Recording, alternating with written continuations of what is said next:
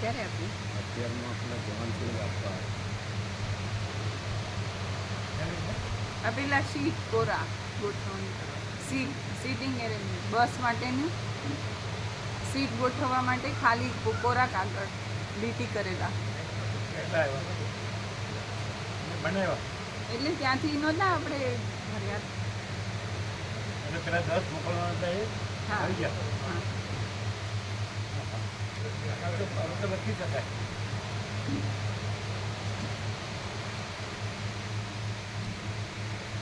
દસ. તમે ટાઈમ વધારે કહેજો. હા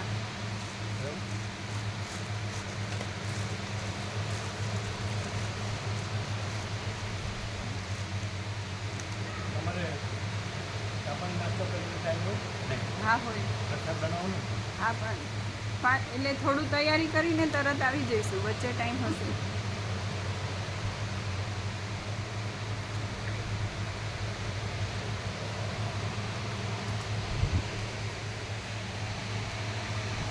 મરજીપુર પાસે ક્યાંથી આવ્યા? એમને જવાન પ્રભુ આપી એટલે જવાન પ્રભુ આપવા આવ્યા હતા ત્યારે બળદેવ પ્રભુ હતા એટલે એમને વિવેક પ્રભુએ જવાન પ્રભુ સાથે મોકલ્યા ત્યારે લેવાવાળા બળદેવ પ્રભુ હતા અહીંયા હાજર એટલે એમને લીધા.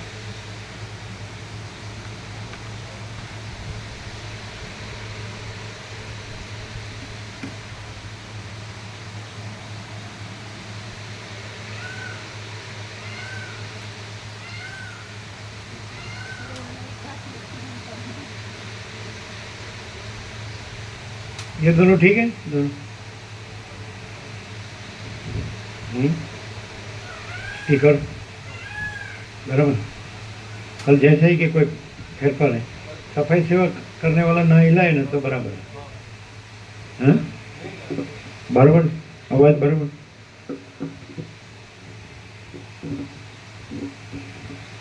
ओम ओम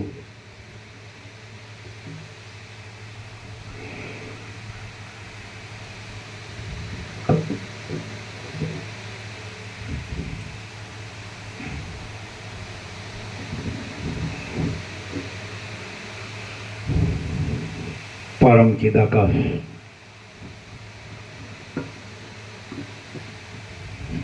परम ज्योति अखंड ज्योति अनंत परम चिदाकाश. अवाज बरोबर है? हैं?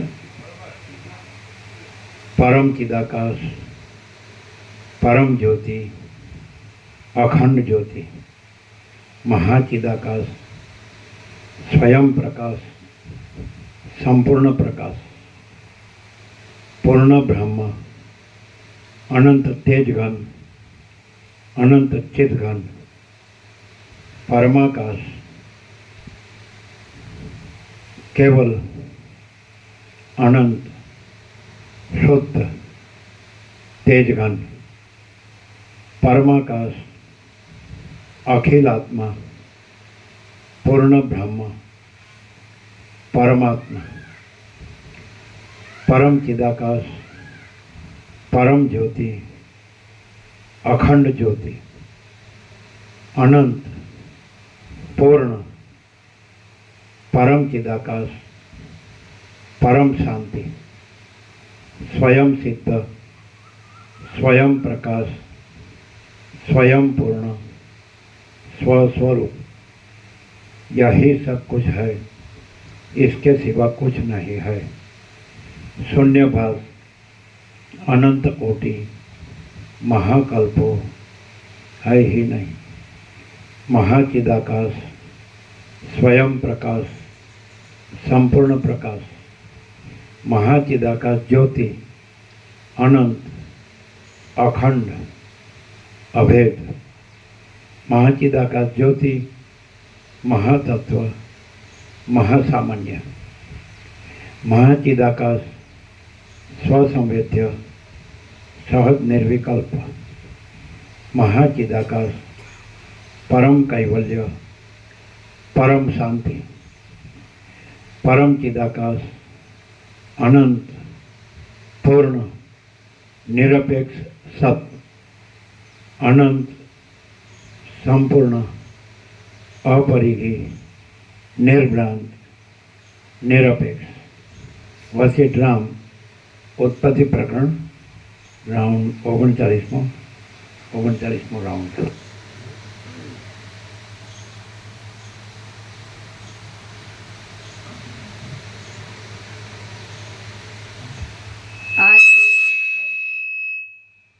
આદ્ય પરબ્રહ્મ સદગુરુ દેવ કી જય. ઓમ શ્રી પરમાત્મને નમઃ. સદગ્રંથોમાં શિરોમણી શ્રી યોગ વાસિષ્ઠ મહારામાયણ ઉત્પત્તિ પ્રકરણ પાના નંબર 280, સર્ગ 67મો. જીવનું વ્યષ્ટિ સ્વરૂપે વર્ણન. આ 67માં સર્ગમાં જે ભોગતા છે તેનું વ્યષ્ટિ રૂપે સ્વરૂપ તથા તેના કારણ વગેરેની ઉત્પત્તિ કહેવાશે. રામ બોલ્યા, હે મુનિ, જીવ કે જે મનપણાને યોગ્ય છે તે જીવ શું પરમાત્માનો અંશ છે અથવા કાર્ય છે કે તે પોતે જ છે? પરમાત્માને વિશે તે કેવી રીતે ઉત્પન્ન થયો તથા તે કોણ છે તે તમે મને ફરીથી કહો. વસિષ્ઠ બોલ્યા, હે રામ, બ્રહ્મમાં સમસ્ત શક્તિ રહેલી છે અને તે સર્વ કરવાને સમર્થ છે. જે શક્તિએ કરીને તે જેવી સ્ફૂર્ણા કરે છે તેને તે પ્રાપ્ત થયેલ જુએ છે. શરૂઆતમાં ઈશ્વરની અનાદિકાળથી ચૈતન્યરૂપ સ્ફૂર્ણા થાય છે તેને જીવ કહે છે. આત્માને વિશે સ્વાભાવિક દ્વૈતપણું એ જ સંસારની મુખ્ય પ્રવૃત્તિનું કારણ છે. ત્યાર પછી પૂર્વ સંકલ્પિત વાસનાને લીધે જન્મ મરણના કારણ ઉત્પન્ન થાય છે. રામ બોલ્યા, હે મુનિ શ્રેષ્ઠ, જ્યારે એ પ્રમાણે છે ત્યારે દૈવ એટલે શું, કર્મ એટલે શું તથા કારણ એટલે શું તે કહો. વસિષ્ઠ બોલ્યા, આકાશમાંના વાયુની પેઠે સ્ફૂર્ણા થવી તથા ન થવી એ બંને ચૈતન્યનો સ્વભાવ છે. જ્યારે તેની સ્ફૂર્ણા થાય છે ત્યારે ઉલ્લાસ થાય છે અને જ્યારે સ્ફૂર્ણા થતી નથી ત્યારે શાંત રહે છે. શુદ્ધ ચૈતન્યમાં સ્વાભાવિક અવિદ્યાની સ્ફૂર્ણા થાય છે ત્યારે તેને સ્પંદન, સ્ફૂર્ણા થવી કહે છે. એથી આ જગત જણાય છે. પછી જ્યારે જગતની દ્રશ્યતાની શાંતિ થાય છે ત્યારે તેને અસ્પંદન, સ્ફૂર્ણા ન થવી કહે છે.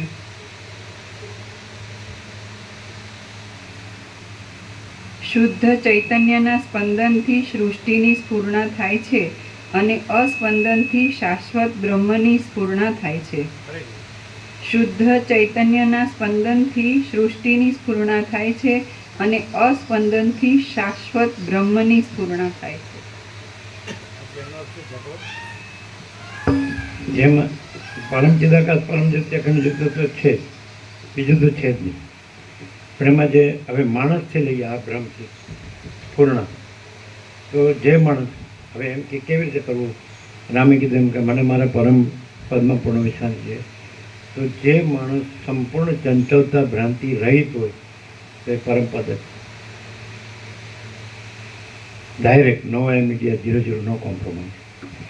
સંપૂર્ણ ચંચળતા ભ્રાંતિ રહી કોઈ માણસ હોય એ કેવો હોય, સહજ નિર્મળ હોય અને કેવળ એને કે પરમ નિર્મળતા, પરમ શીતળતા, પરમ શાંત અને પરમ આનંદ અને પરમ શાંતિ, પરમ સત્ય, પરમ ચૈતન્ય, પરમ પ્રકાશ, આ બધું ફૂલ હોય અને ચંચળતા ભ્રાંતિ મુદ્દલ ન હોય. એટલે ચંચળતા ભ્રાંતિ જ આ આખા સંસાર ભ્રાંતિનો પર્યાય છે. સંસાર ભ્રાંતિને આકાશથી પૃથ્વી આખી સૃષ્ટિ ભ્રાંતિ, દ્રશ્ય ભ્રાંતિ અથવા બ્રહ્માંડ જગત કે વિશ્વ કે સર્ગ કોઈ પણ કહેતા હોય, બધું જે વિવર્ત કયો અથવા વિકલ્પ કયો અથવા આભાસ કયો અથવા દ્વૈત કયો, તો આ બધું છે એનું જનરલાઇઝેશન કરવું હોય શોર્ટમાં તો ચંચળતા ભ્રાંતિ. આમાં સ્ફુરણ શબ્દ આવે છે ને, એ સ્પંદ, સ્પંદ, અસ્પંદ, સ્ફુરણ, સ્ફુરણ, સંવેદન, અસંવેદન છે ને. તો એ માણસમાં એ ચંચળતા ભ્રાંતિ રૂપે છે. અને જે માણસ સંપૂર્ણ ચંચળતા ભ્રાંતિ રહિત છે તો એ પરમ પદ છે, એ પરમ ચિદાકાશ પરમ જ્યોતિ અખંડ જ્યોતિ છે. એટલે કઈ રીતે એની ચંચળતા ભ્રાંતિનો જે આભાસ આકાર વિકાર છે એ રૂપે નહીં, પણ એ સંપૂર્ણ એ ભ્રાંતિ રહિત થોડ સૂક્ષ્મ કારણ એટલે અવિદ્યા વાસના ચિત્ત અહમ જગત છે જ નહીં. અને પછી જે શુદ્ધ ચૈતન્ય છે તો એ પરમ ચિદાકાશ પરમ જત્ય અખંડ જ્યોતિ. બોલો કેમ? ક્લિયર? શંકા હોય તો કયો. અને તમને 7 ખંડના 800 કરોડ નહીં, પણ સૃષ્ટિની ભ્રાંતિ થઈ છે નહીં, કાંઈ નથી એવી એમ. તેમાં પહેલો માણસ થયો અને પ્રલય મહાપ્રલયમાં છેલ્લો માણસ જાય તો કોઈ પણ ચંચળતા ભ્રાંતિ વગરનું નહીં મળે. કોઈ પણ XYZ વસીટ એક્સેપ્શન છે.